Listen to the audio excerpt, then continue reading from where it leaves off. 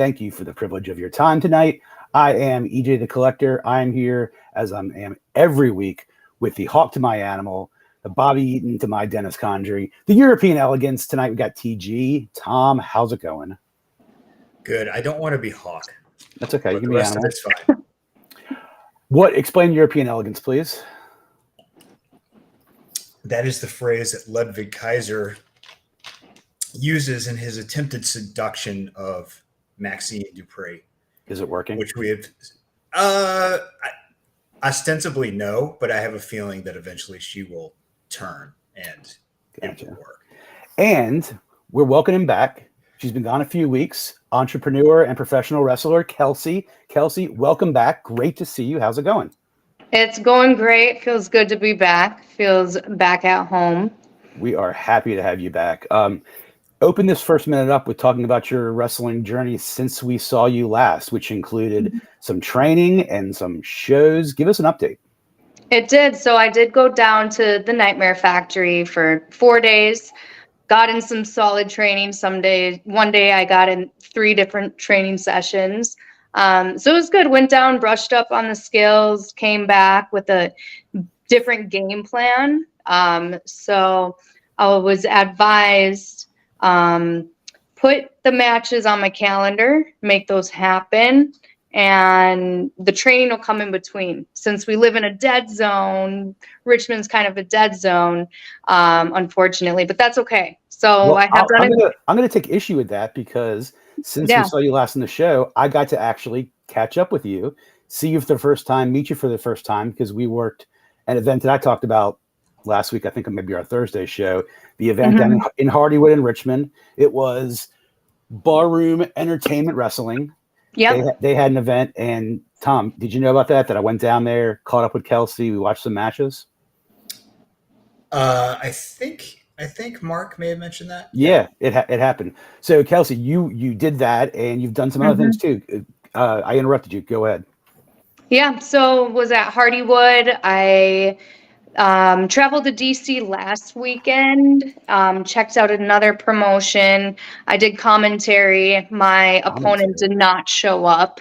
So she's ducking you, right? Yeah, ducking me. The opponent's ducking me. So one day they will be brave enough to show up, I think. So okay. Are you calling out one, or are you calling out all? I'm calling out one at a time. Okay. One is all. Whenever you want to drop a pipe bomb and go off on this person, name them by name, dox them. We're here for it. Okay. Welcome back. We're really glad to have you back. Have the whole crew. There's a lot of WWE to talk about tonight. I got some hot topics. Let's kick it off. Raw last night featured 2 significant, I'd say, returns. One, I think it looked like we're getting close to the implosion of the Judgment Day, but their leader, by de facto, I'd say, Rhea made her appearance last night and during a women's brawl and was taking on everybody. Wasn't just Raquel, wasn't just Nia Jax. Rhea's back, and then she laid the law down to her Judgment Day. Kelsey, good to have Rhea back in the picture, obviously. What is she going to bring to the Judgment Day, and what is she going to bring to Raw overall? Yeah, I think it's good to have Rhea back. She's a beast. I think there will be a split with her and Dom. I think that's happening soon. So she did say to him, what did she say? Don't come back unless you get the belt back. Did she say that last night? She basically did say that, and he's competing tonight on NXT. Yeah. Okay. So there's a little animosity there. Definitely. Tom, what do you think? I think that this is a storyline that is one of several WWE has right now that feels like they've just been treading water or stalling to kind of execute whatever the climax of the story is going to be. But I think we're closer now than we were a month ago, even though they had already been teasing this for quite some time. I think Rhea coming back is a positive. She's certainly one of the biggest stars on that show when she's there. And I think I don't know how I feel about potentially them breaking up Rhea and Dom as an act. On the one hand, I get it because Rhea has really, I mean, I think the crowd at this point really does want to cheer for her, and they like her presentation.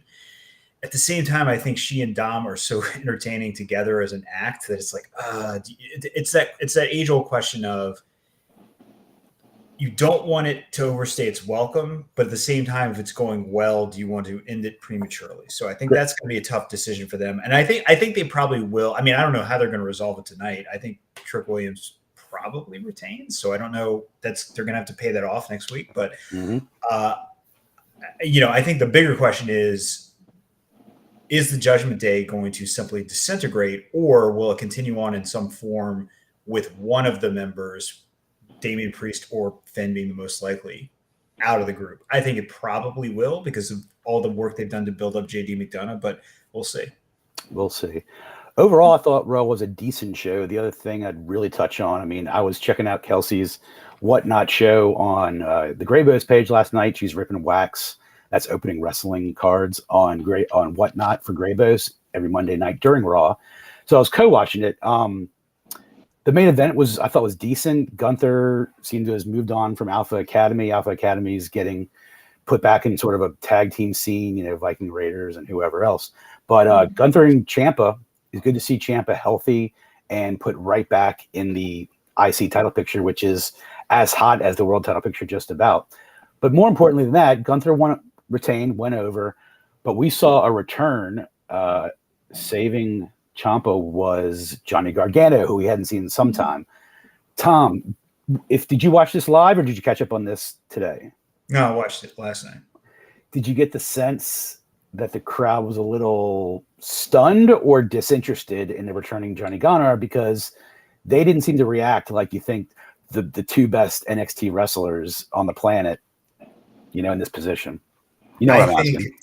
I think the biggest fan Johnny Gargano has is Triple H, and I don't think that the audience matches nearly that level of fandom. I think the reaction I would describe as indifference at best, possibly even confusion, unfamiliarity, because he hasn't been on TV a long time, and he had never really gotten established on the main roster at the level that you would expect in a scenario where, to close Monday Night Raw or SmackDown, you bring out a returning star and would expect to get a big pop.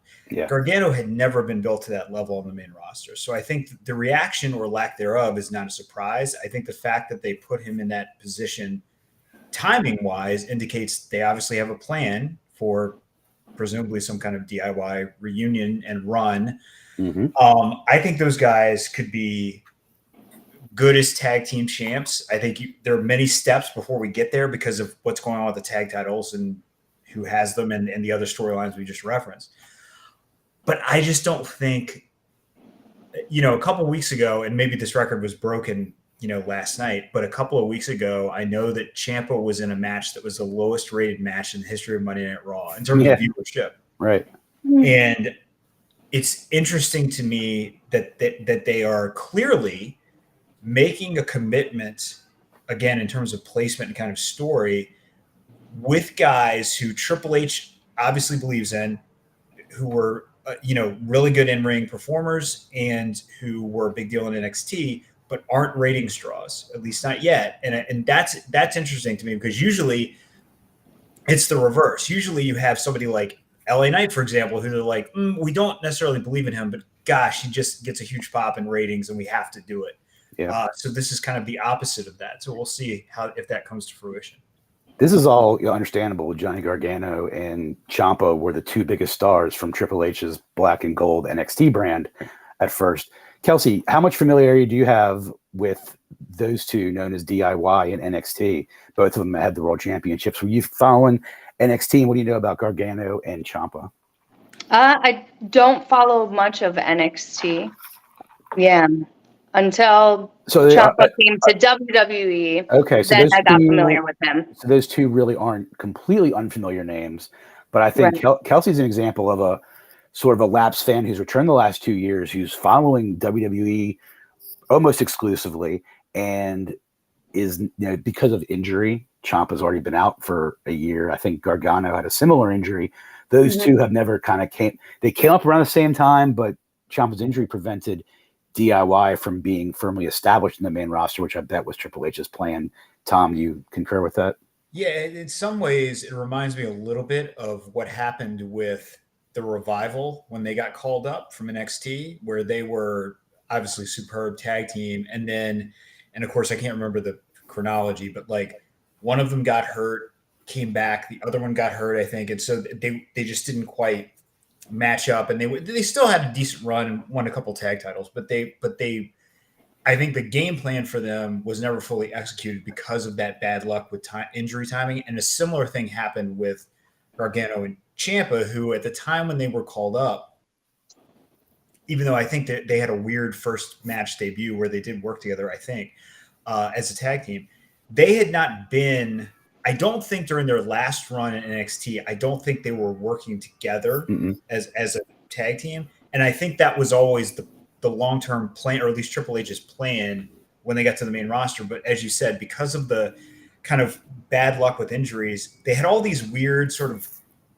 fits and starts and one-off things. And, you had like Gargano was hurt. So like most recently Gargano was hurt. So you had Ciampa with this odd, it doesn't fit story where he was like helping the Miz, and then they briefly feuded, and then so I think now they're finally going to push those guys into the plan that Triple H probably had for them a year and a half ago and hasn't been able to do it yet. So I will say one thing about Johnny Gargano. He, as a character, he does not interest me at all. But during that time when Ciampa was hurt, you may recall he got thrown into the Elimination Chamber match. I guess it was 22. I can't remember now. And he was great. I mean, he's really obviously a wrestler, but particularly in that match, I was really, really impressed with him. And I could see him being a guy in that company who is maybe not quite as polished in terms of character work as like Dolph Ziggler was, but he's that kind of player that you can plug into different situations, and he's always going to deliver in the ring or whatever scenario, tag, singles, whatever. You know who it reminds me of? Chad Gable, just the way you're describing it. Yeah, agreed. Chad Gable. Nothing else from Raw really took off for me. Kelsey, was there anything else that you caught on Raw other than? Oh, well, we had the blow off promo with Nakamura and Rollins. We're gonna preview Fastlane in a couple of segments. But have you enjoyed this feud with Nakamura and Rollins? Without giving away your prediction tonight until later. It's been an interesting feud, and Nakamura, it's neat to see him do his speaking and his language. Yeah, it's awesome. That's the thing. Pretty cool. Tom and I have said every week since you've been gone that some of the best promos that Nakamura has given as far as these vignettes. There's Eli in the background. He's not playing 2K. Is that Eli? Hello. That is Eli. Eli shouts you out every Monday, and there he is. He's been playing. All right, shout out Eli in the background the last few weeks, playing God of War and stuff. He's 11 and a half. He's been back there. He plays WWE 2K23, and tonight that. So, I mean, Tom, you've had some good opinions on Nakamura and Rollins. We'll do our preview, like I said, but like another kind of final. Nakamura's been making to look like the heavy favorite going into this. That is a real threat to Rollins' title. I thought when this feud initially started that it was the most interesting and possibly the best they had made Nakamura's character look since he came up to the main roster. I think the feud after the initial match, I think it lost some momentum for a few weeks, but I think last night the segment they had, and especially the video package they put together, was really, really good, and it was a go-home angle before the show this weekend. Yep, and if I'm not mistaken, Fastlane is a Saturday this weekend. Is that right? It's the 7th. Is that Saturday? Yes. Saturday. Yeah. All right. College football is now in full effect, but like we're still pro Saturday PLEs, right? 100%. So much. Yeah. 100%. I agree. Okay, so the big weekend event was NXT No Mercy. I don't often pay attention to NXT PLEs. Can I say one more thing about Raw? Most definitely, please. I think my favorite thing that So two really good things about Raw. One is I think that against all odds, speaking of injuries, the fact that the New Day are having these matches with Ivar, even though obviously it's supposed to be a tag team feud, but Eric is hurt. Those matches have been really good, especially the one last week that Kofi had where Ivar like pulled the moonsault out of nowhere. Is like that should have been the finish. But anyway, so I'm enjoying that from a kind of an in-ring fun. I really, really like what they're doing with Drew McIntyre's character. Those segments have been really good. And it's what's interesting to me about it is it's not he's not doing a traditional, a pure heel turn. He's like, look, I still care about my fans. I'm just sick of getting, beaten up and like I have to forgive like Jey Uso for all the stuff he did to me during the Bloodline stuff like that. No, I'm not going to forgive him. So I'm really into that. I like it when there's like some nuance to characters and they do things that sort of, they don't turn the conventions of pro wrestling storytelling on their heads, but they sort of acknowledge some of the absurdity of the inherent tropes that are absurdity of the tropes that are in pro wrestling, where it's like, oh, this guy's he's a good guy now, so I guess we're friends. It's like, no, this guy beat me up 100 times. I'm not going to be friends with the guy all of a sudden. Kevin Owens does the same Kevin stuff. Kevin Owens, I thought of that too. Yeah, in a lot of the same ways. I was comparing Gable with Gargano during that. You made me think of these other comparisons. Ivar, talking about the moonsault last week, he's reminding me of like Vader, the stuff that Vader could do back in the day. And this Drew McIntyre, like, I don't know, getting some Jake the Snake vibes a little bit, kind of that tweener, still cares about certain things. That's where I was taking from that. Okay, so No Mercy, like I was saying. I don't want to go through match by match because a lot of these I don't have very little about, but 4 I sort of pulled out. They're really the kind of top 4 matches. And even though I know the kind of collective of us didn't watch this match start to finish, let's just go over these results of these matches and get some quick thoughts on these characters. And, are they better in NXT or should they move to the main roster? First one, Trick Williams, who is great, by the way. If you know any Trick Williams, go watch him. Take time out of your schedule to see that. Took the title off Dom. They're having a rematch tonight. Yeah, TG, like you said, could Dom take it back over tonight? Yeah, I think that's a disservice to Trick, but we'll let that play out and talk about that next week. So they had a great match. Dom, they lost the title. Surprise! It was a surprise, a true surprise, I think. Braun Breaker, Baron Corbin, one guy who's a main roster veteran, one guy who seemingly has been ready for over a year. 2 heavyweights. They brought out all sorts of stuff for this. It was violent. Breaker was wearing a bull helmet suit to come out to.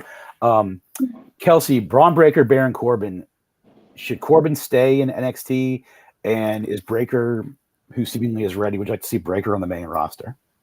They're very similar in a way for me. Since I don't watch NXT that much, I would just be choosing somebody, and if I have to just pick someone, I'll just choose Braun Breaker just because I know more about him. So as far as a valid and solid answer of who's going to WWE, I guess I wouldn't have one. Yeah, Corbin, I think, is doing good work, similar to the way Dolph went down for a while and did good work here. But I think people like Breaker, like Corbin, like who we're about to mention, like Carmelo Hayes, and even their new champion. It's a full roster in WWE. Guys like Breaker, have been ready for over a year. Are you going to throw them into something with Drew McIntyre? You're going to throw them into something with somebody? It'd be weird to just have Breaker come in and start wrecking shop with guys who they're trying to promote right now, which has always been a problem in wrestling. So, Tom, someone like Breaker, and I'll just say Carmelo Hayes lost the NXT title to Ilya Dragunov, which would suggest that Hayes, and when this has happened in the past, these guys have gone to the main roster. Breaker and Hayes, they've been on the cusp for over a year. We as fans who have followed it have seen them at times being teased in Royal Rumble. Carmelo had a match, but like these are sort of Breaker and Hayes, I think, are your current Gargano and Ciampa, which is like they've done everything in NXT. It's time to move them up, but you're moving him into a crowded organization. What do you think?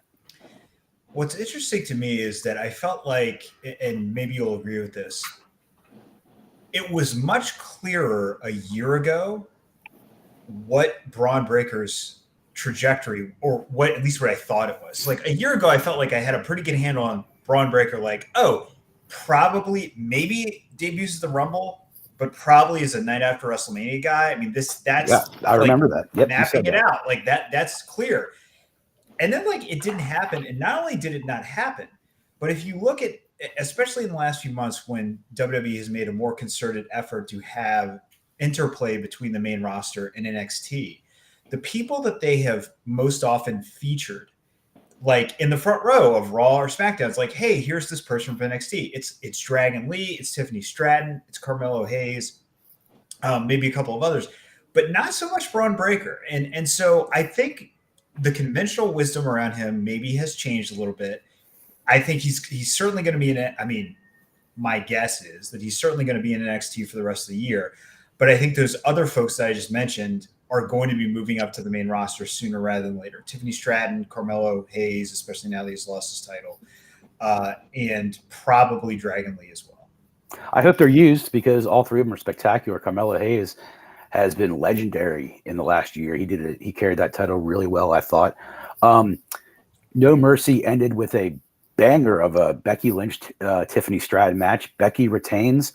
Tom, like, I mean, they want to bring eyes to NXT, especially as they shift around their champions and their roster maybe a little bit. It is post cuts where they let a handful go. You know, I noticed it most when Kelsey opens up the wrestling cards on Monday and she goes to these NXT guys, and I say, never heard of them, never heard of them, never heard of them. What is going on? I was reading some of the results of the matches, and like, yeah, I know you're Von Wagner's, and I know your guys like Cameron Grimes has moved up to be a enhancement talent basically in WWE, but like Dragunov's getting a lot of Tyler Bates, incredible. You know, I'm seeing but a ton of names. Kelsey, you say the name Axiom like every week. And I have no idea who that is. You opened up an autograph card of Scripps. And I had to say, what the hell is a Scripps? Until I realized it was Reggie. Remember Reggie? Right. Yeah, like that's how little a guy who hosts, three people who host a WWE podcast. And we definitely should give NXT more love. No doubt about it. We're all guilty of it. We do record during NXT, but that's no excuse. We can watch it.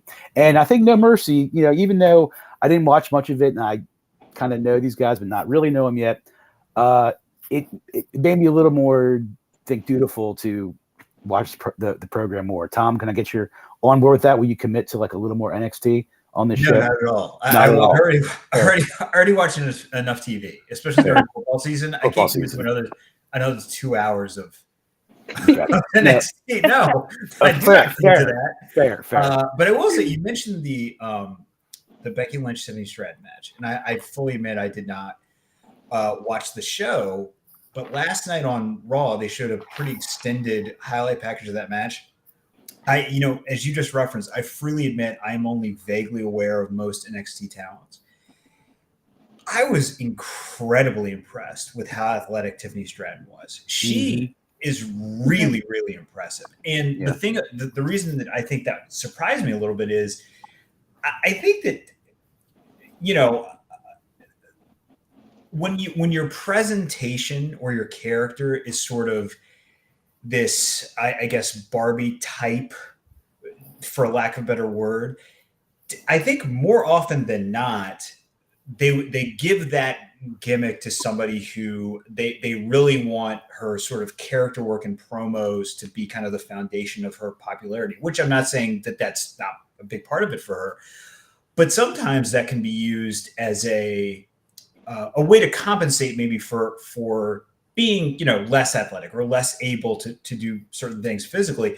And that I don't think is the case at all with her. That I was, again, it's a highlight package and it's different than a full match. I acknowledge that. But I was, as someone who wasn't that familiar with her work, I was really taken aback by just her sort of range of abilities physically that I was not expecting. So I think, again, she's one of those people. I think she moves up to the main roster very soon, like whenever they want to. I mean, she's ready. She's got the whole package.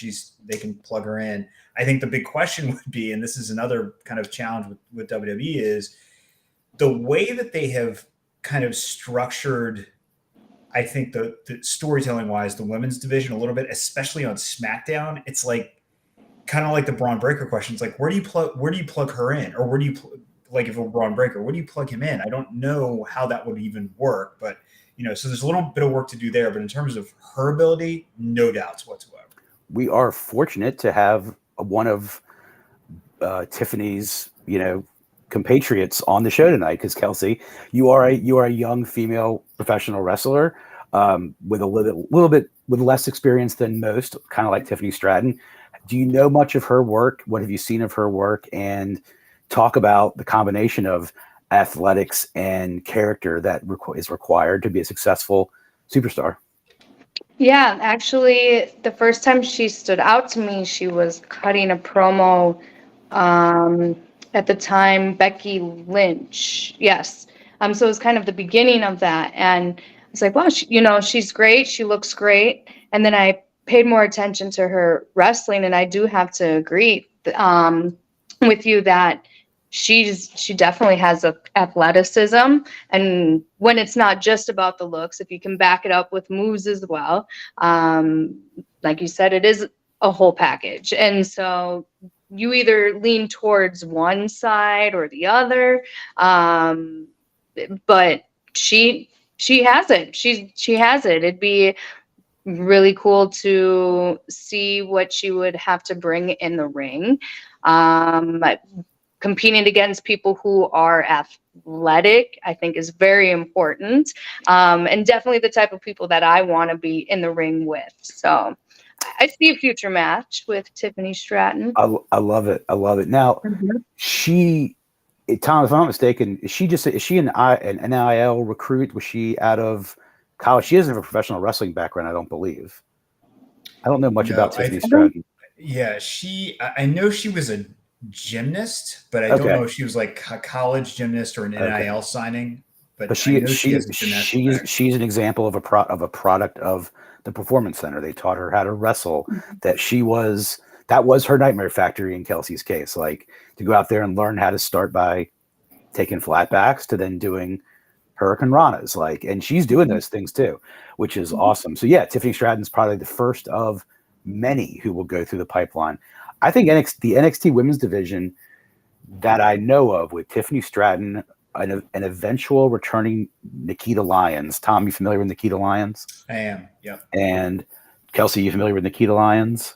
Yes. She's had a knee injury for a year, but I bet she has on the verge. And then they have Cora Jade, they have Gigi Dolan, they have JC Jane. Indy Hartwell has moved up to the main roster, isn't doing too much, but she's there. That's a potential partnership back with DIY with Indy Hartwell.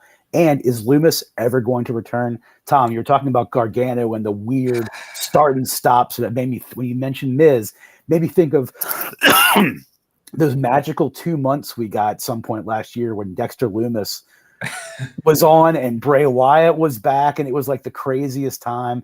It was like, remember that? I would say 2 to 3 weeks of that was magical. Was it not? And then it was months? Like, yeah, you're right. With the story. It was like 3 weeks, great vignettes and like live segments in Miz's house, that one. And then, So Dexter, I don't know if he's hurt. He didn't get cut. So I don't think he's hurt. I think he's an example of a guy who has a very, let's say, specific. I'll use that word, a very specific character. And I don't know if in his case, he's the boogeyman. Is that what it is? I don't know if it translates as well to the main roster, or it's not as versatile. Like, he doesn't talk. That's a problem. Remember the boogeyman? Like, he just sat there. You open the door and he'd just be eating worms. Like, is that what Dexter Loomis is? I guess so. I think it's worse than that, because I think with the boogeyman, at least he could talk, or would talk. Barely. It wasn't part of his character, and B, he had the kind of the weirdness that Loomis has is a little more subtle, which can be interesting if it's presented the right way. But the boogeyman is a cartoon character, over the top, weird, crazy, whatever. So I think Loomis will be back, but my guess would be that they're repackaging him somehow. Okay. Fastlane is this Saturday, as we've mentioned. I've got the matches. There's only 5 of them right now. I'm sure 1 or 2 will get added from SmackDown. There'll be a match on a pre-show. They'll go, 7 or 8 deep, I'm guessing. But let's preview the 5 coming up Saturday. We've talked about some of them already. All right. One we haven't talked about yet. For the Women's Championship, Io Sky, Charlotte, and Asuka. Io Sky's the champion. She's been a dominant champion. Bayley's getting her in all sorts of trouble. Damage Control looks like it might be on its final leg. Asuka looks devious. Charlotte is always gunning for the title. Kelsey, does Io walk out of this triple threat match champion, or does Charlotte or Asuka win the title for Charlotte? It'll be like 15, maybe. It'll be her 15th. It'll be 15 for Charlotte, and Asuka, multiple time champion. Who you got in this? I'm going Asuka. Asuka's going to take the title between Asuka and Io Sky, but I'm going Asuka. Asuka. Tom? I would love to see Asuka win. Nothing against Io Sky. I think. Yeah. So here's the kind of big picture problem that they have with this, and this is kind of what I was alluding to with SmackDown. Big picture problem. So they have it like a lot of times with Money in the Bank cash-ins, people who win that way. It sort of kickstarts another kind of level for their career. Mm-hmm.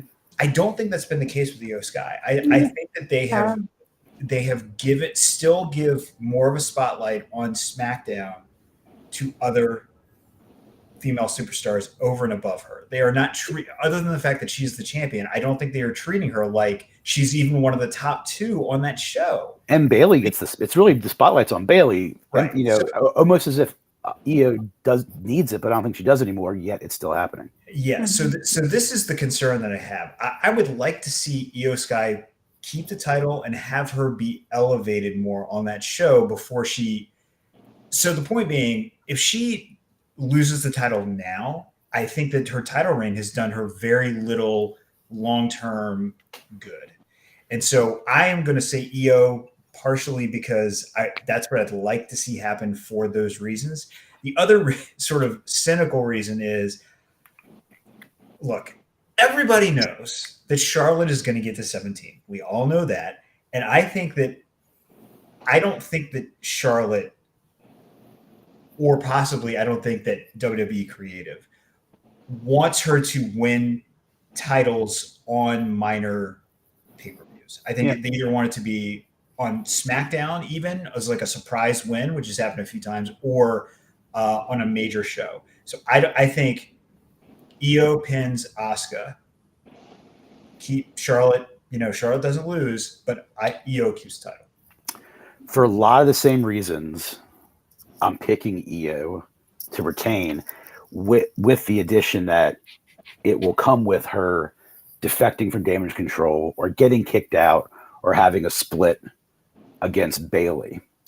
So I'm just adding that sort of prop bet to my prediction and thinking not only will she retain, she'll do it in spite of Bayley, because Bayley kind of got her into this mess, and this will create a singles path for her, which could result in a loss in Survivor Series to Asuka or Charlotte. But at least I would say this is what's going to happen at Fastlane. Hypothetically, if that happens, who is going to? We'll worry about that later. Oh, that's very important. I would say Io does a face turn on Bayley. Okay. Yeah. Io would do a face turn on Bayley. Crowd's behind her. Crowd likes her, and I think for some of those reasons, because she's been, I think that even could be used as the angle that she's been overshadowed and underappreciated, and maybe she'll pull a Nakamura type promo and go nuts. So that's what I'm predicting. Okay, moving on. We got a tag team championship match. Judgment Day is putting the belts in the title. I really thought they were going to introduce a new belt for the Judgment Day. Maybe they still will if they retain, but they're facing Cody Rhodes, Coach Cody Rhodes, and this new alliance he has with Jey Uso, which I haven't quite figured out. But Kelsey, we'll go with Tom this time. Judgment Day, Cody and Jey, do you take the belts off Judgment Day to further their storyline and let this thing with Cody and Jey? I think you may see some aspects of dissension in this match that kind of builds. Maybe JD McDonough gets involved. You don't take the titles off of them, mostly because I don't see Jay and Cody being like, I don't think you want to get them tangled up in the tag division right now. And also the other thing, again, Cody's on Raw. They move Jay to Raw. Why? Because they don't want them to have too much interaction with SmackDown right now for obvious reasons for both those guys to sort of build them away from Roman Reigns. And if you give them the tag titles, then they have to, in theory, they have to go to SmackDown periodically to, defend the titles or at least show up. It doesn't make sense. I like the way you're looking at it. So yeah. I think Judgment Day retains. This is all built into Survivor Series War Games, so they still got to keep that in play. That's true. Kelsey, you in agreement? Don't pick against your coach. Right. Yeah. The Judgment Day. So Cody and Jay. So looking at Coach Cody and Jay partnering up, it just kind of. You need to go with wrestling logic and kayfabe. I get it. I know. Go. Yeah. So, but they're WrestleMania. Coach went against Roman Reigns, and so maybe there's a way to get back to him or something, or maybe there's some type of revenge seeking. I don't know. If you want to pick Cody and Jay because he's your coach, it's fine. Do it with a clean. do it with a clean conscience. But we want your wrestling storyline kayfabe mind now to pick this too. So with that, that's it. With that, you're going with Cody and Jay. I like it. A way to get to Roman Reigns through the tag team titles, forcing them to make an appearance on SmackDown, taking the opposite, basically, opinion of Tom. I like it. I like where your head's at. I'm gonna go with Judgment Day because I think they are going to present new purple titles to them, and it's going to be awesome. Cody and Jay, I just don't see as long term, and although as a path to go to SmackDown, you can't just miss it because you can't. Bloodline was so hot. The storyline was so hot for so long. You can't turn the faucet off, Tom. You have to let it drip once in a while. So that's okay. So that's Kelsey's prediction. I like it. Okay, moving on. Well, they won't be there this Friday. I mean, they will be on. Yep. For a week, but Roman won't be there. Right. So that's the key. Is that they're. So here's the one flaw in sort of my argument for them winning, for Judgment Day winning, is like with Jay and Cody, I don't know who gets pinned because they're obviously really building both of those guys up as single stars. Cody's number one babyface in the world. I don't know. Second right now, I'd say, but yeah. Behind LA Knight. LA Knight. Oh, I think Cody's number one. But anyway, I don't know what the finish is. That's the flaw in the argument that I'm making is like, okay, but what's the finish? It's like I don't know, a DQ or it's just hard for me. I don't think with the way they're building Jay, it's hard for me to see him taking a pin even in a finish that isn't clean. And Cody has lost 2 matches since he's been back. One to Brock Lesnar and one main event of WrestleMania. And that's sometimes when those things happen, you do have someone like maybe a JD McDonough comes in with brass knucks, a chair, knocks him out cold. Absolutely. Knocks him out cold. So even the biggest man wouldn't kick up from that. So it's definitely possible. Cool match because they're putting a little bit more emphasis on stables now. Bobby Lashley and the Street Profits against the LWO. It's going to be Santos Escobar and some yet to be determined combination of the rest of them. Doesn't have sort of the high profileness of some of these other matches, but on the card nonetheless. Tom, who you got?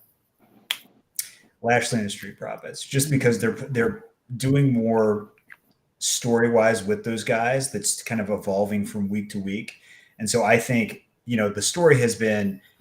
The Street Profits have the killer instinct. And then last week they finally showed it, or at least to Bobby's satisfaction. So I think this match will be, they win, probably employ some heelish tactics. And this is probably the culmination of a basically a heel turn for the Street Profits. So I think they will. Kelsey, Street Profits is heels. We hadn't seen it before.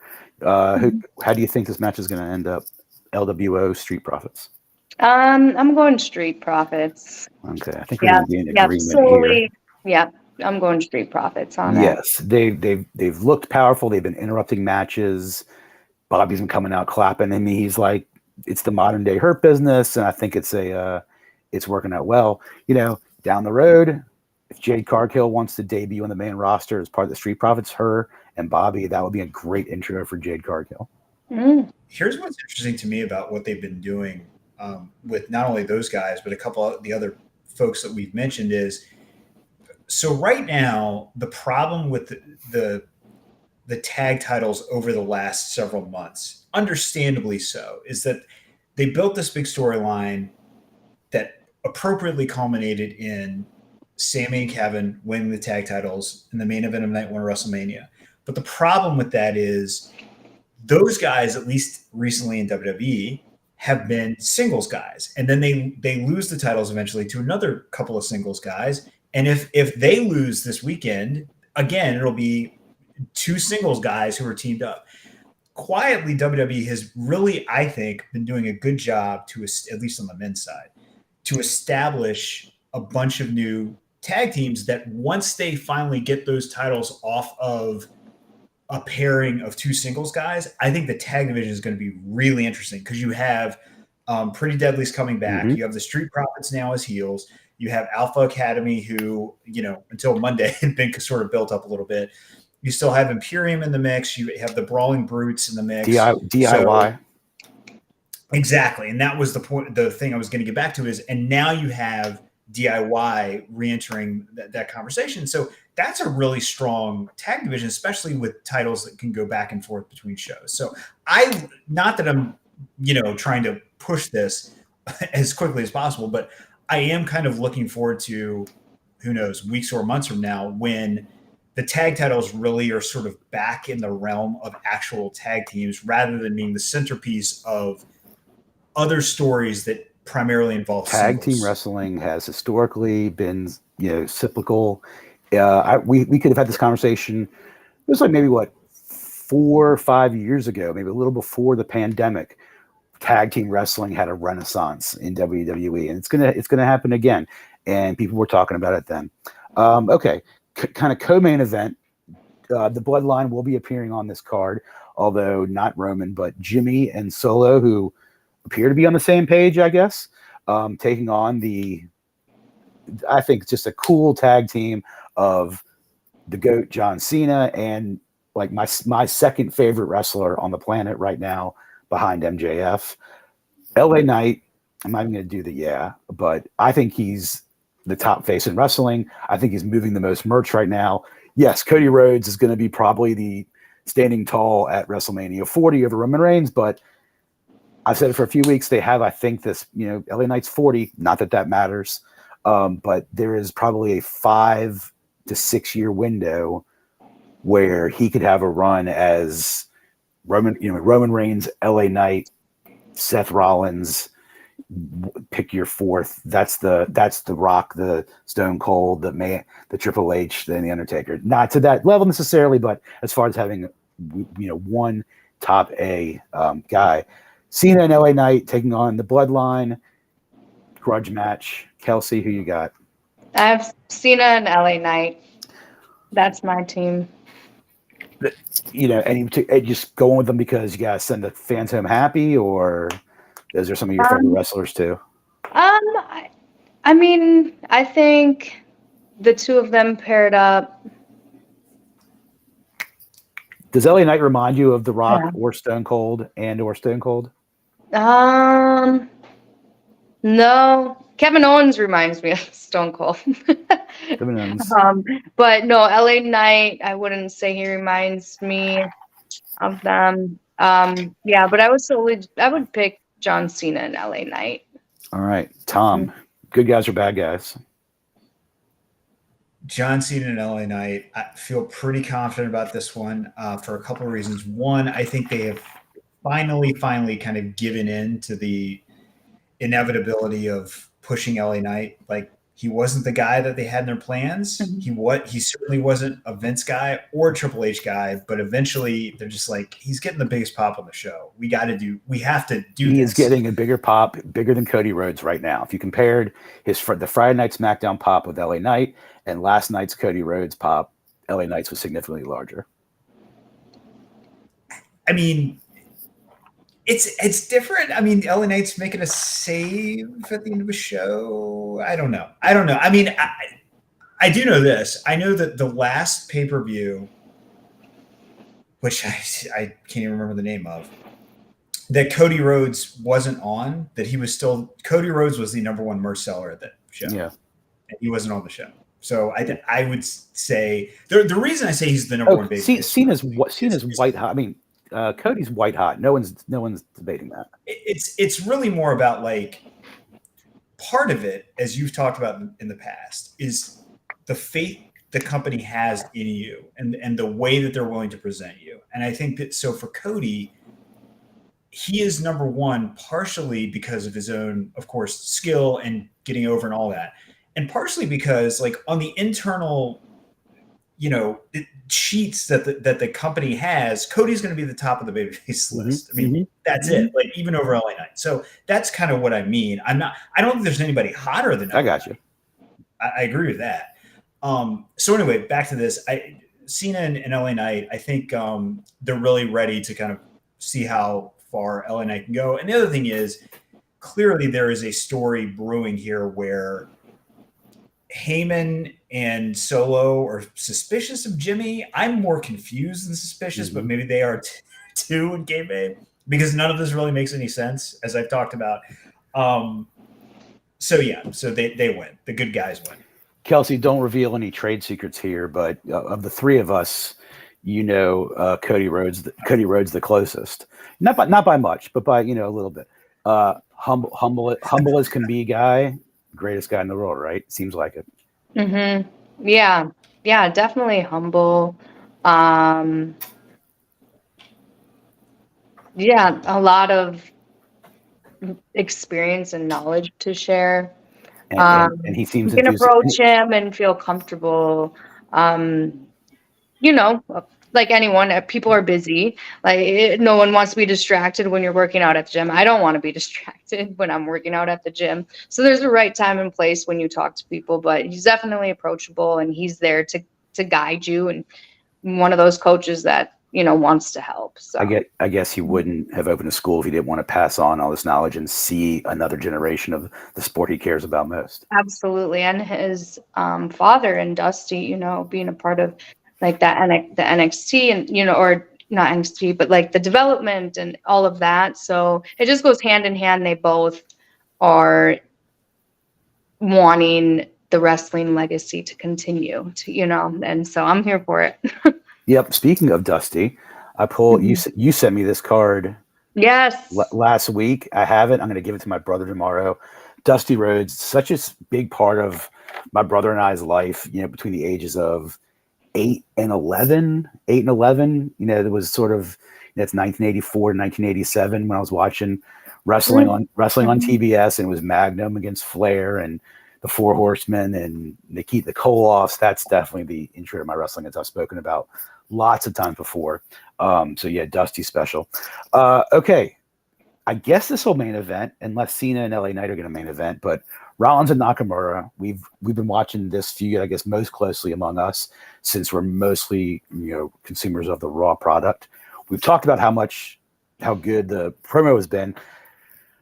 I'm going to make the call first and say, I think for some reason, somehow, with some explanation, Nakamura is destined to defeat this title. Just the physical beatdown combined with the psychological gameplay that's been going on, I can envision a storyline in my mind's eye where Nakamura has this title. And I can think of guys who would be okay other than Rollins challenging for the title, because, I'm not putting this on Triple H. Just sort of a general opinion, and I've always held this is, I don't think title reigns need to last crazy long reigns. And we've seen the two significant titles as it is right now, for a lot of factors. COVID could be part of it, whatever. But like, We've had the two reigns have had basically record lengths. One definitely record length, and Rollins has held this since he's had it. So, as a fan of I don't mind seeing title changes maybe a little more frequently than the deep dark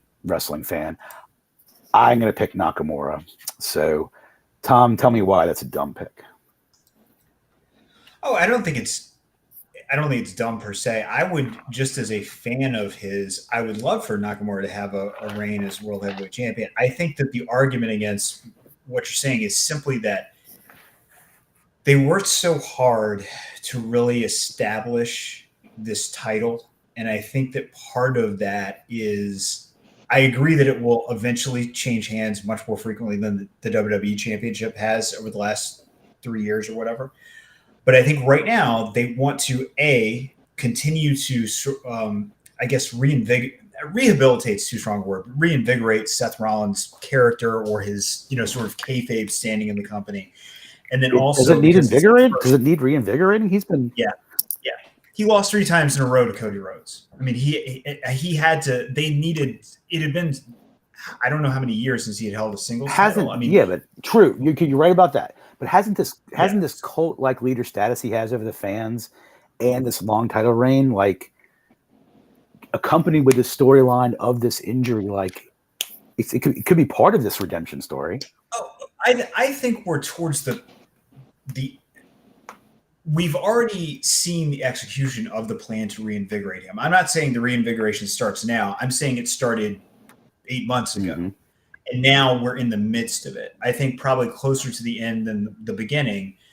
But what I'm saying is, I think it would be strange, not impossible, but strange for the title, the first time it changes hands, for it to happen at No Mercy when we've got, Survivor Series coming up in a few weeks. I mean, Fastlane, sorry.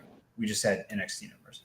Fastlane when we've got Survivor Series coming up. It was obviously a major pay-per-view. So I think that makes it unlikely. I'll say this.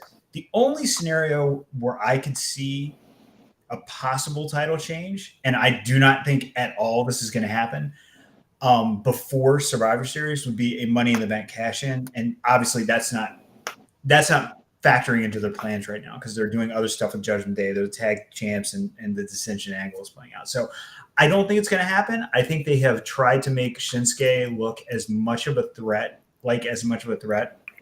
as he has, I think, since he's been on the main roster, and mission accomplished there. But I don't see this title changing hands right now. Kelsey, who you got? Rollins, Nakamura, world heavyweight title. I'm going Shinsuke. Nice. Well, I am. I'm going Shinsuke. I'm sticking with it. Yes. Awesome. Yeah, I'm ready for doesn't have to be long. I mean, it can be. Now, I don't want him losing it. Don't want to losing it back to Rollins at Survivor Series. I think nowadays, back in the days, maybe having a 30-day title reign, had its merits. But no, I wouldn't. But like legacies, careers, like titles come and go. Like, and they've got plans upon plans. I think for all sorts of backups, and there's nothing wrong. And I can totally envision a Nakamura title reign, maybe even to the end of the year. But, let Seth, it's part of the reinvigorating the stage could be a setback and bring, and then another redemption come WrestleMania if they have big plans for him. Because that season's not that far from now where big moments are made. So why not knock some champions down in order to give them the opportunity to then redeem and shine come WrestleMania season? I know. All right, so hey, I didn't think it'd be a majority pick in Nakamura. And Tom, I know, please, this is written down, so we'll revisit this on Tuesday after Saturday's, Fastlane. Okay. All right, we got time for one last segment. Here we go. I'm going to talk about it. Survivor Series in Chicago. Oh boy. Yeah.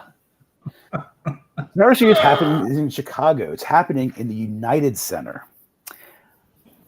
I believe, even though a lot of leadership is still in place, I believe the environment, especially with the newly created TKO company, is a much different place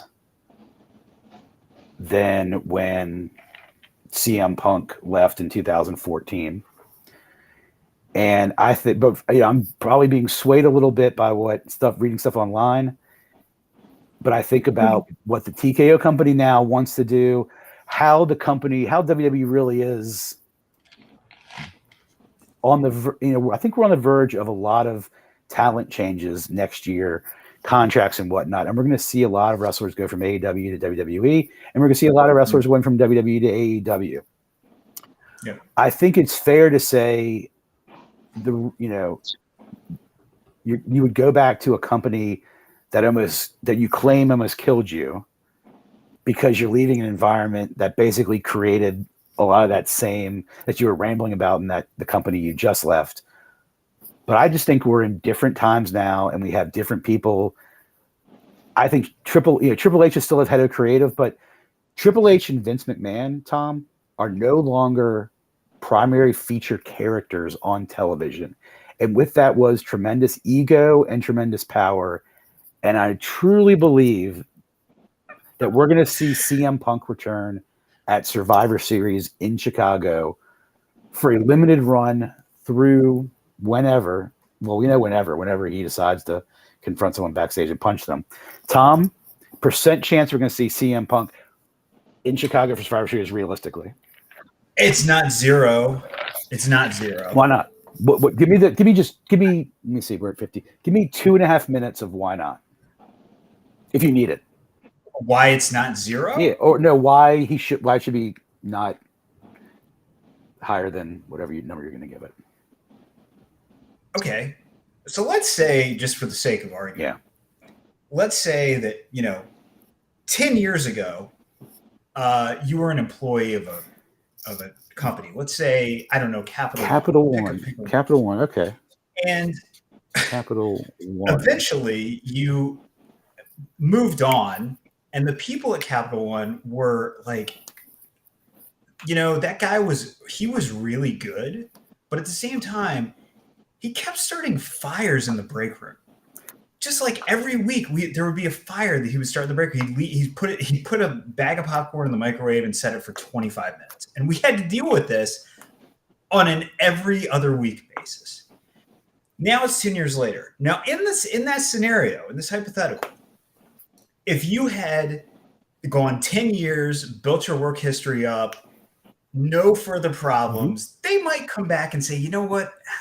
He's a new man. It's been 10 years. He was always good. Let's bring him back into the You fold. have seen my personnel file at Capital One, haven't you? Except for the part where you just got fired for repeatedly starting fires. At Wells Fargo? At Wells Fargo. So that is why, if they bring him back, they deserve, I'll say this, they deserve what they get. Whatever it is, they deserve what they get. If they hire that guy right now after what just happened and their past, because here's the other thing. You could also make an argument if it was a situation where, hey, you were at Wells Fargo, let's say, and it was great, spotless record, work was impeccable. You go to a new place. You have not seen my portfolio. Personality clashes, it's totally different scenario.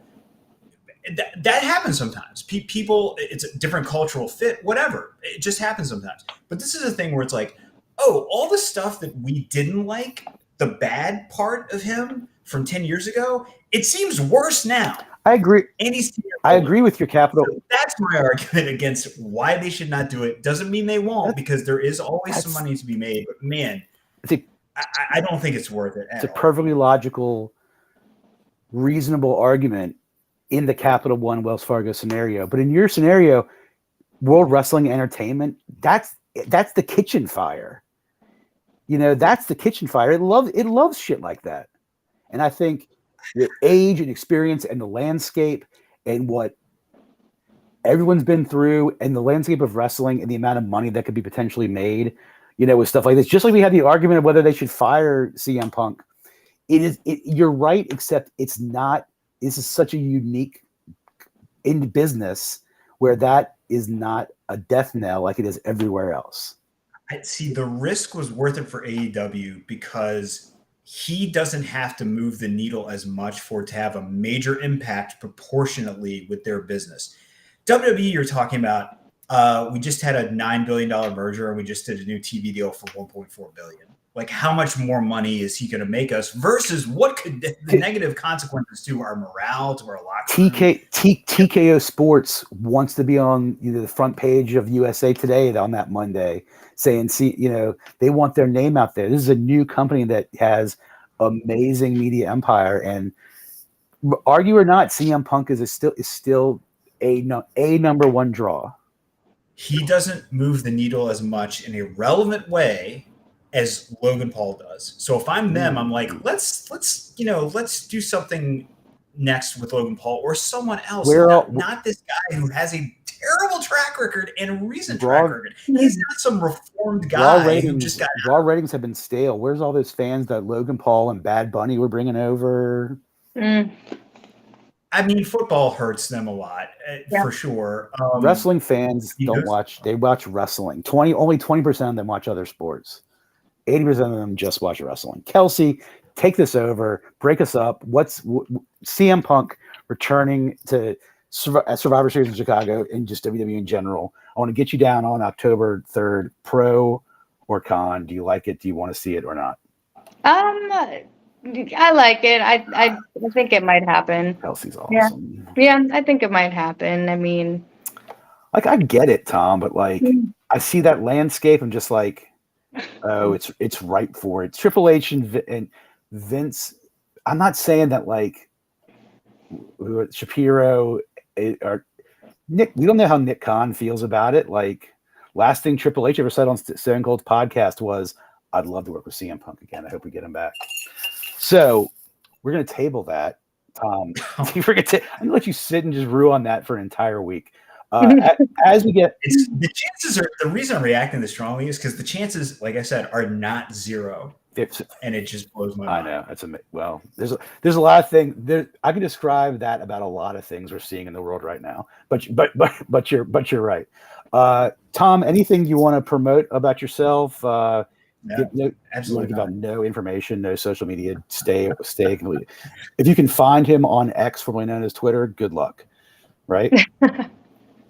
Nothing. I have like 5 accounts. Nothing. Different aspects of what I do in the world. Okay, well, the yin to my yang. Kelsey, you've got a ton you want to promote, so please tell us everything you want us to know, where we can find you everywhere and anywhere. I mean, you can find me here every Tuesday at 8 p.m. You can learn from me each week because you never know where I might be, where I might take a match. Other than that, I'm breaking Monday nights at 8 p.m. as well. But yeah, stay tuned every Tuesday at 8 p.m. and then you'll know how to follow me. Graybo's on Whatnot on Mondays, Wrestling Chat with Friends on Tuesday. And as promised, we are going to put your Nightmare Factory match from Class 9 up on our Facebook page. We'll put it on our YouTube channel as well, so people can go out there, watch that match you had. Co-main event, second to last match, right? Co-main event, yep. Exactly. Yeah. And I'm on EAJRVA on Twitter. Follow Wrestling Chat with Friends, the page on YouTube. Follow the group page on Facebook, and follow us here, WCWF Pod. Tom, appreciate it. Kelsey, appreciate it. And with that, we're going to tap out, and we'll see you guys next Tuesday.